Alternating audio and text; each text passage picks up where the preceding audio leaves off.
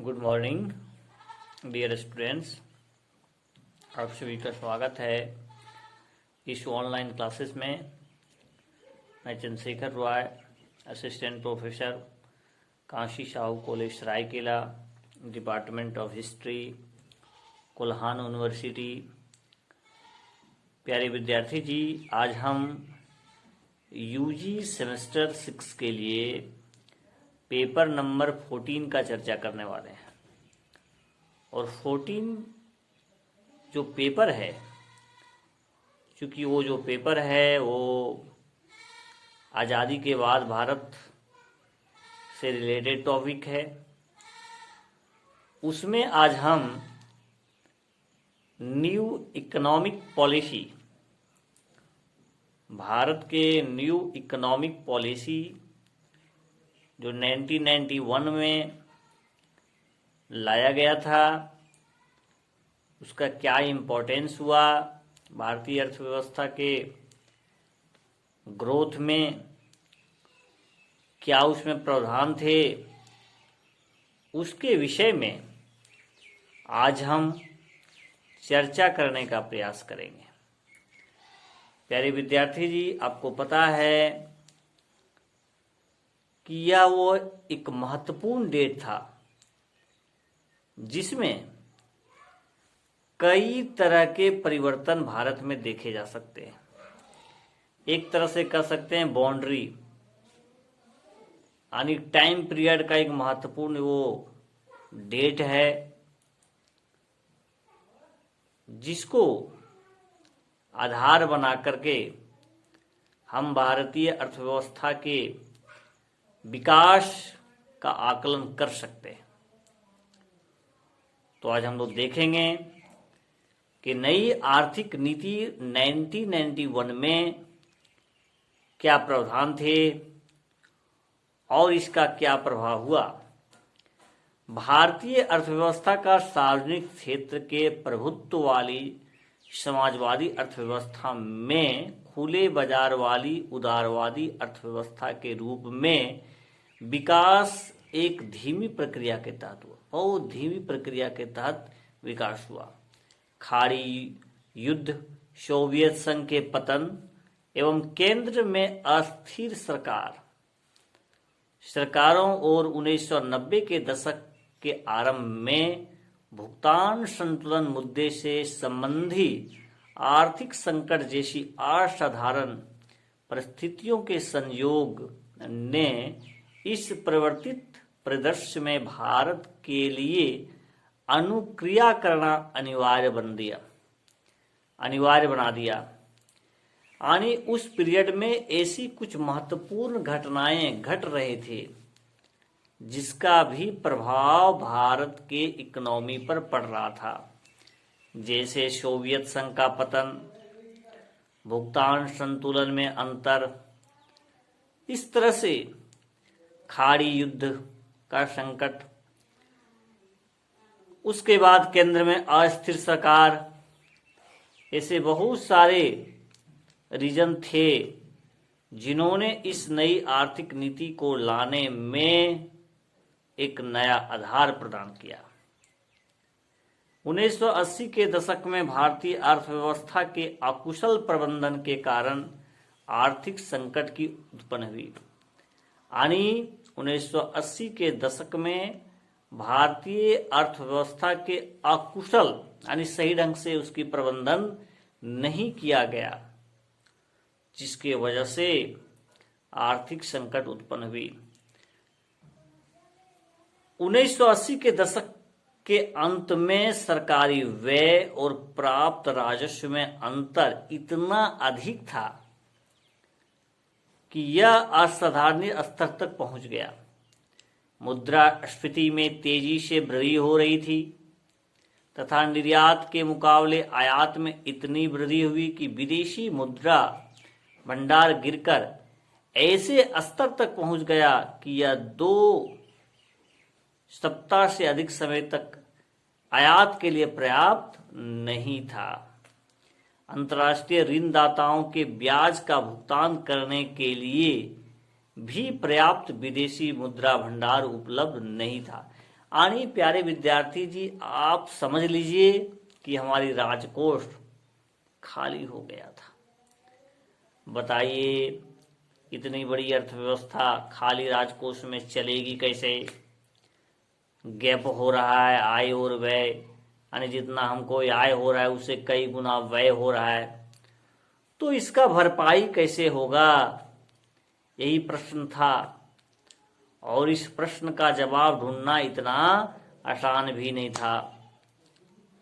अर्थव्यवस्था के इस अनिश्चितता की स्थिति के समाधान के लिए भारत ने विश्व बैंक और IMF, आपको पता है ना, वर्ल्ड बैंक और इंटरनेशनल मॉनेटरी फंड, अंतर्राष्ट्रीय मुद्रा कोष से संपर्क किया, जिसके फलस्वरूप संकट के प्रबंधन के लिए $7 बिलियन का ऋण प्राप्त हुआ।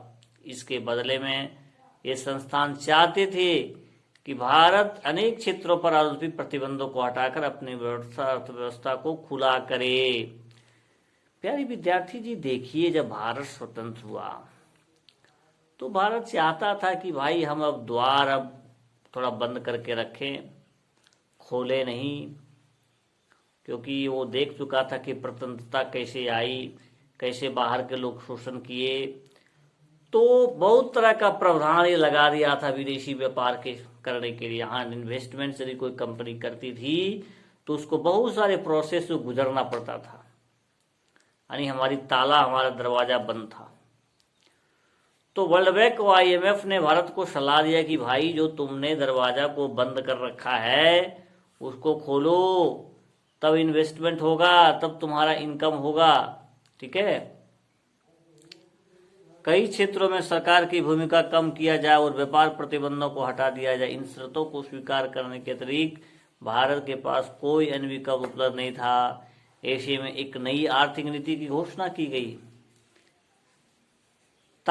ताकि नीति का मूल सार निजी कंपनियों के प्रवेश के समक्ष उपस्थित अवरोधों को समाप्त करना और अर्थव्यवस्था के लिए आर्थिक प्रतिस्पर्धा माहौल का निर्माण करना, यानी एक अच्छा प्रतिस्पर्धा का निर्माण करना। इन सुधारों के 2 श्रेणियों में वर्गीकृत किया जा सकता है, यानी जो भी सुधार हुए इनको 2 श्रेणियों में वर्गीकृत किया जा सकता है। पहला है स्थिरीकरण उपाय, यानी अल्पकालिक। दूसरा है संरचनात्मक सुधार उपाय, दीर्घकालिक। सरकार ने विभिन्न नीतियों का शुभारंभ किया, जिन्हें समग्र रूप से उदारीकरण, निजीकरण और वैश्वीकरण का नीति, यानी LPG, liberalisation, privatisation and globalisation, यानी उदारीकरण, निजीकरण और वैश्वीकरण नीति कहा गया है। इनमें पहली 2 नीतिगत रणनीतियां हैं और तीसरी इन नीतियों का परिणाम है। ठीक है, तो प्यारे विद्यार्थी जी, आज हम इसका एक नई आर्थिक नीति का बैकग्राउंड देखने का प्रयास किया। अभी तक क्या बैकग्राउंड बन गए थे? खाड़ी संकट थे, अस्थिर सरकार थे, आयात निर्यात का जो गैप था वो बहुत ज्यादा था, यानी हमारे राजकोष खाली हो गए थे। अब ये राजकोष को भरना था, तब तो आर्थिक विकास होगा, तब तो कई सेक्टरों में विकास होगा। जब मेरे पास पूंजी रहेगा तब ना, इन्वेस्टमेंट रहेगा तब ना। इसलिए अब कोष को भरने की आवश्यकता थी। तो इसलिए इस संकट में जब भारत ने सलाह लिया IMF, वर्ल्ड बैंक से, तो उन्होंने इसको सलाह दिया कि भाई देखो, आपने जो दरवाजा अर्थव्यवस्था का बंद कर रखा है, विदेशों के साथ संबंध नहीं बना रहा है, कई तरह के आप प्रतिबंध कानून बना रखे हैं, जिससे कि इन्वेस्टर को बहुत दिक्कतों का सामना करना पड़ता है। इसीलिए आपको यदि इन्वेस्टमेंट करवाना है, आप यदि मनी चाह रहे हैं, तो इस तरह के प्रतिबंधों को ढील दीजिए, प्रतिबंधों को हटाइए, तब आपके यहाँ ज़्यादा से ज़्यादा इन्वेस्टर आएगा और इससे आपको फायदा होगा। आपकी जो है सो लोगों को रोजगार मिलेगा, रोजगार ही नहीं, आपको टैक्स मिलेगा और आपकी राजकोष भरेगी। तो प्यारे बात विद्यार्थी जी, इसलिए यहीं से जब इस तरह की नीति को लागू किया गया तो LPG, यानी अर्थव्यवस्था को किस ढंग से डालना है, तो LPG यानी लिबरलाइजेशन, प्राइवेटाइजेशन एंड ग्लोबलाइजेशन। इसका मतलब हुआ कि उदारीकरण, लिबरलाइजेशन लिबरल है ना, निजीकरण प्राइवेटाइजेशन, प्राइवेट मतलब निजी हुआ ना, एंड ग्लोबलाइजेशन, उसके बाद बनता है ग्लोबलाइजेशन। यानी ग्लोबलाइजेशन एक परिमाण है। इस तरह की व्यवस्था करने के बाद हमारी इकोनॉमी ग्लोबलाइजेशन टाइप का हो गई, वैश्वीकरण हो गया। हमारी देश की अर्थव्यवस्था विश्व के देशों की साथ अर्थव्यवस्था के साथ जुड़ गया, नियम कानून में ढील दिए गए। तो इन सारे प्रावधानों को हम लोग इसमें देखने का प्रयास किए नई आर्थिक नीति में।